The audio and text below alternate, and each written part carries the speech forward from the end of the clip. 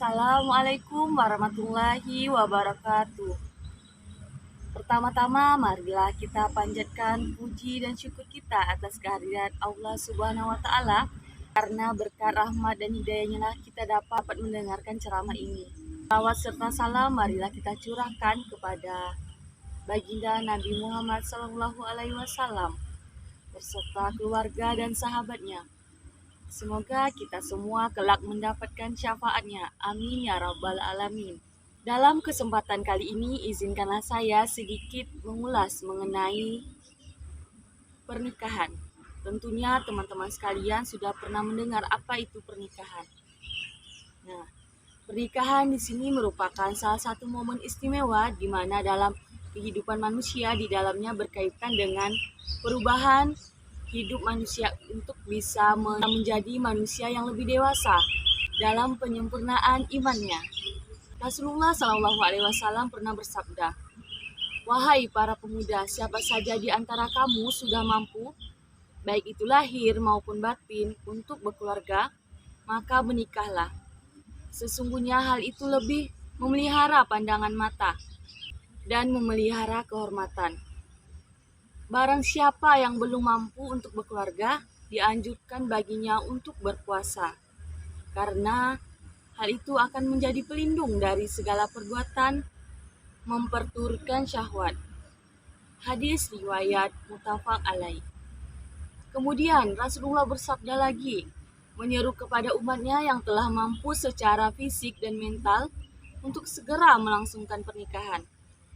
Menikah adalah bentuk ibadah yang begitu istimewa sehingga disebut sebagai penyempurnaan agama. Menikah bukan hanya sebagai pertautan cinta dan janji dua manusia, tetapi melainkan sebuah ikhtiar mahabbah kepada Allah Subhanahu wa Ta'ala, agar hal-hal yang sebelumnya dinilai kotor berubah menjadi suci, hal-hal maksiat menjadi ibadah, dan hal yang dinilai dosa menjadi amal soleh. Hadirin wahai sekalian, akad nikah tidak hanya melibatkan perjanjian antara dua insan, melainkan juga perjanjian antara makhluk dan khalik. Begitu juga sakralnya akad nikah ini, sehingga Allah Subhanahu wa Ta'ala menyebutnya mitsaqan qalizha, atau perjanjian Allah yang berat. Perjanjian berat ini menyiratkan sebuah pemindahan tanggung jawab dari orang tua kepada suami. Kemudian konsekuensi dari peralihan tanggung jawab ini memberikan konsekuensi yang diantaranya adalah yang pertama, yaitu pertanggungjawaban manusia untuk memberikan nafkah secukupnya kepada istrinya, baik lahir maupun batin. Kemudian yang kedua, di sini ada tanggung jawab suami untuk menyediakan tempat tinggal yang layak bagi istrinya dan juga anak-anaknya. Kemudian ketiga, menjadi akhlak dan agama dengan baik dan benar terhadap istri dan anak-anaknya kelak. Kemudian yang keempat, mengayomi melindungi kehormatan dan keselamatan istri. Hadirin sekalian, pernikahan yang didasari untuk menggapai ridhonya Allah Subhanahu wa Ta'ala, ditunjukkan untuk menghasilkan anak-anak yang soleh, adalah sebuah proses kehidupan yang banyak mengundang keberkahan. Pernikahan di sini juga media untuk mempersatukan manusia yang keberadaannya telah digariskan untuk menjadi jodoh satu sama lain. Berkaitan dengan jodoh, ia bukan hanya tentang siapa, karena bukankah tentang siapa ia telah terukir dalam suratan takdir dan sejak zaman azali. Untuk itu orang bijak mengatakan bahwa jodoh itu tentang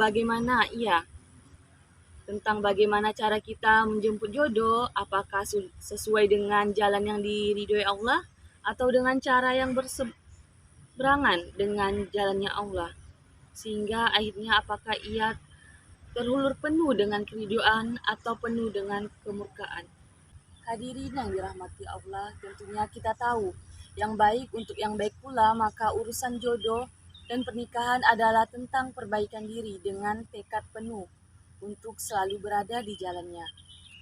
Untuk itu marilah kita bergegas untuk menjadi hamba Allah yang baik, dengan terus memperbaiki diri. Hadirin yang dirahmati Allah Subhanahu wa taala, di antara tanda-tanda kekuasaannya ialah Allah menciptakan untukmu istri-istri dari jenismu sendiri, supaya kamu cenderung dan merasa tentram kepadanya.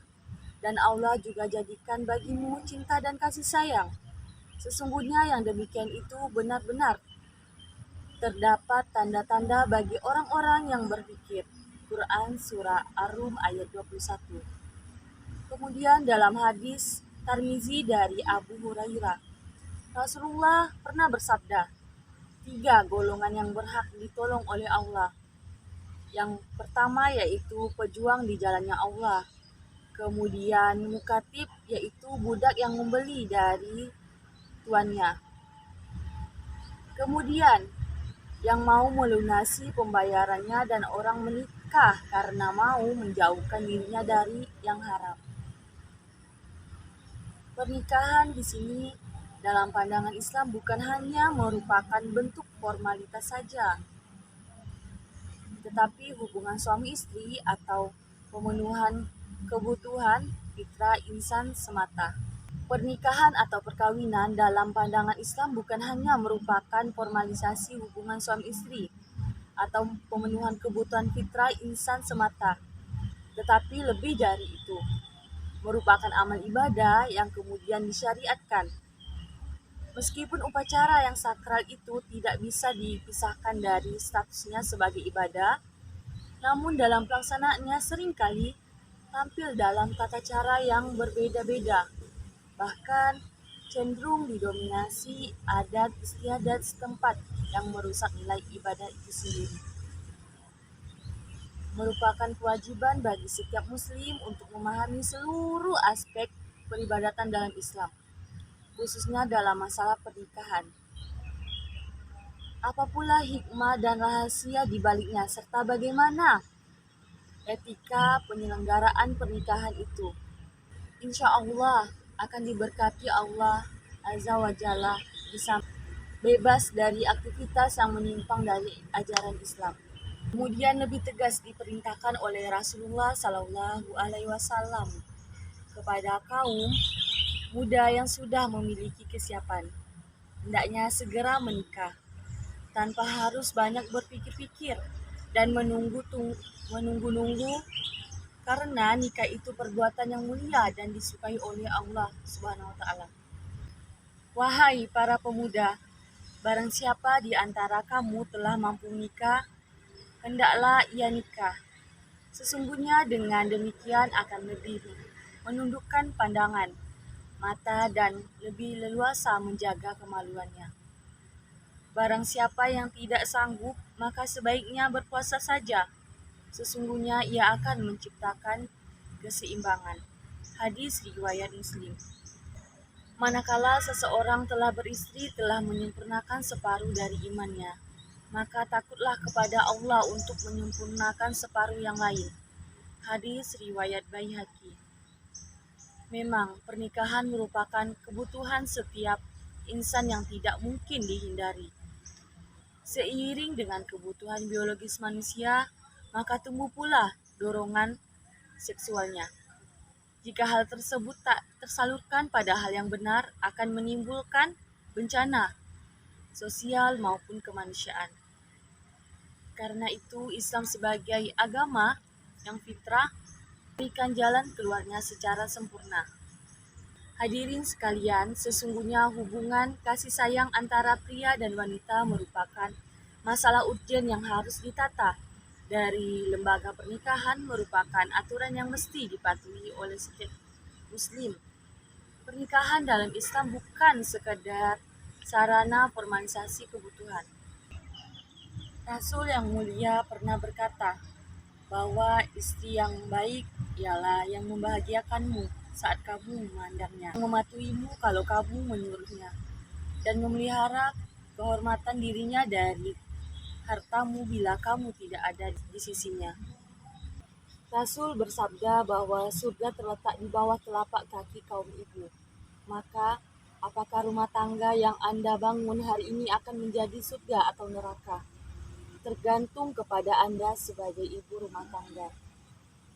Rumah tangga akan menjadi surga bila Anda menghiasinya dengan kesabaran, kesetiaan, dan kesucian. Allah Subhanahu wa Ta'ala berfirman, "Wahai wanita, ingatlah ayat-ayat Allah dan hikmah yang dibacakan di rumah-rumah kami. Sesungguhnya Allah Maha Penyayang dan Maha Mengetahui." Saudariku, kelak bila perahu rumah tangga Anda bertubrukan dengan kerikil tajam, bila impian remaja telah berganti menjadi kenyataan yang pahit, bila bukti-bukti harapan Anda diguncangkan dengan gempa cobaan, kami ingin melihat Anda tetap teguh di samping suami Anda. Anda tetap tersenyum walaupun langit mendung. Pada saat seperti itu mungkin tidak ada yang paling menyejukkan suami selain melihat pemandangan yang mengharukan. Ia bangun di malam hari, didapatnya Anda tidak ada di sampingnya, tetapi ia dengan suara yang kenalnya betul. Di atas sajadah dan di atas lantai yang dingin, ia menyaksikan seorang wanita bersujud. Suaranya bergetar. Ia memohon agar Allah menganugerahkan pertolongan bagi suaminya. Pada saat seperti itulah suami Anda akan mengangkat tangannya ke langit. Dan dengan air mata yang menetes, ia berdoa, "Ya Allah, karuniakanlah kepada kami istri dan keturunan yang menenteramkan hati kami. Dan jadikanlah kami penghulu orang-orang yang bertakwa." Diri sekalian yang cintai Allah Subhanahu wa Ta'ala, ini yang dapat saya sampaikan di ceramah kali ini. Semoga apa yang saya sampaikan dapat bermanfaat untuk hadirin sekalian. Akhirul kalam, Assalamualaikum warahmatullahi wabarakatuh.